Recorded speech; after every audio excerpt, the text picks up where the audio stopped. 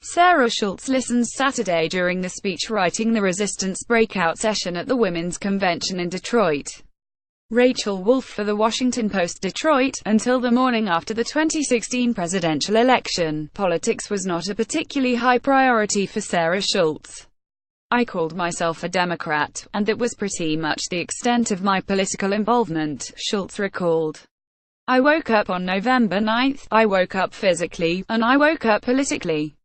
Within weeks, the 40-year-old mother of two co-founded a local group of liberal activists, Women of Michigan Action Network Woman, that now counts more than 1,300 members in the Midland area, where she lives.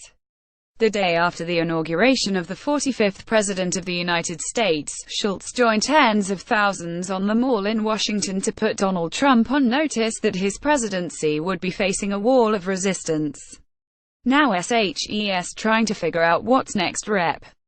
Maxine Waters DeCaliff speaks at a luncheon honoring her public service Saturday at the inaugural Women's Convention in Detroit. Rachel Woolf for The Washington Post. Friends are urging her to run for office. But what office and how? I don't know the nuts and bolts of it, said Schulz, who works in human resources for a nonprofit. I don't know how to fundraise. I don't know where one gets a campaign manager. Charting a future, for themselves and for the forces of opposition that have been unleashed in the Trump era, is what drew Schulz and more than 4,000 other women from across the nation to Detroit's Cobo Convention Center over the weekend. This level of engagement I've never seen before. It's as true in rural Michigan as it is in downtown Detroit, said former state Senate Minority Leader Gretchen Whitmer, an attendee who is running for governor in 2018.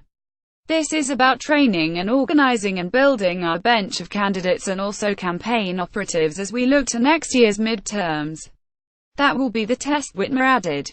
The three-day convention was put together by the organizers of January's post-inauguration Women's March, which is believed to have been among the largest single-day political demonstration in the U.S. history, with protests in hundreds of cities and towns around the nation. We cannot afford to be shut down or shut up by any man, particularly not one as indecent and deplorable as Donald Trump, declared keynote speaker Rep. Maxine Waters DeCaliff. Attendees wave pom-poms during the Women's Convention in Detroit. Rachel Woolf for The Washington Post. Waters closed her speech by leading the women in a chant "Impeach 45, but it was about more than Trump. I want to push back against the values he represents, but also fight for progressive values that I believe in," said Lebanese-American Fayrouz Saad, 34, who is running for an open congressional seat in the Detroit area that both parties see as competitive. If elected, she would be the first Muslim woman to serve in Congress.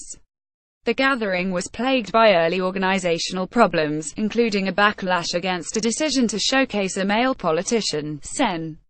Bernie Sanders IBT, with a prominent speaking role. Sanders backed out amid the complaints.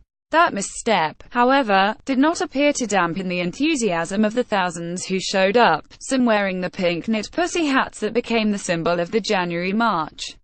Their t-shirts brandished slogans declaring the future is female and that they were reclaiming our time, a liberal meme that also served as the convention's slogan.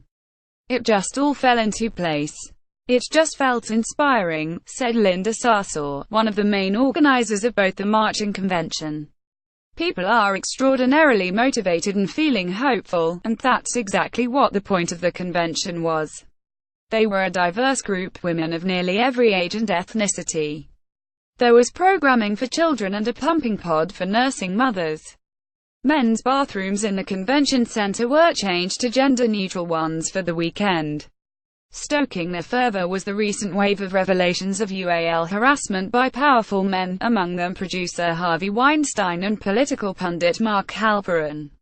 I have been silenced for 20 years. I have been slut-shamed, I have been harassed, I have been maligned, and you know what, I am just like you, said actress Rose McGowan, who has accused Weinstein of raping her. What happened to me behind the scenes happens to all of us in this society. It cannot stand and will not stand. Identity issues were a theme of many of the convention events, which included a workshop titled Confronting White Womanhood, for white women committed to being part of an intersectional feminist movement to unpack the ways white women uphold and benefit from white supremacy. Other sessions looked at the practical challenges of turning the raw feelings left over from the 2016 election into lasting political power. Among them, how to organize a protest rally in less than 24 hours yet to create a lasting movement and succeed in winning more elective offices. Women must do more than present an angry front, gubernatorial candidate Whitmer said. The key is a vision that really does get people into better paying jobs and get our kids the education they need, those bread and butter issues. In one fiery speech after another, the women were told that the best way to achieve that is to elect more women to political office. I am a firm believer that the conversation changes when a woman takes a seat at the table, Rep. Brenda Lawrence D. Mitch said in her speech Friday. Missing from the lineup of speakers were some of the biggest names in Democratic politics: 2016 presidential nominee Hillary Clinton, House Minority Leader Nancy Pelosi Kalof, and Sen. Elizabeth Warren Mass. All had been invited and declined. However, Sens. Amy Klobuchar D. Min, and Kirsten Gillibrand D.N.Y., both of whom are being talked about as possible presidential contenders in 2020, did speak on the opening night. If we want a different outcome, we must change the players list, Gillibrand said. Just imagine if Congress was 51% women. During the 2016 election cycle, Emily's List, a leading funder of female candidates who support abortion rights, had discussions with what was then a record 920 women interested in running. We called it our Hillary bump, said Stephanie Shryack, Emily's List president. This year so far, the organization has heard from 20,500, including 47 on Friday alone. This is our pipeline, Shryack said. This is extraordinary. As a group, she added, they are generally more liberal than their male counterparts, and more than half are under the age of 45, which is a sea change for us. More than 100 women lined up for a training session on running for office that Emily's List held here Saturday afternoon. Among them was Schulz, only to be turned away because there was no room left at the oversubscribed session. She went to one called Speechwriting the Resistance instead.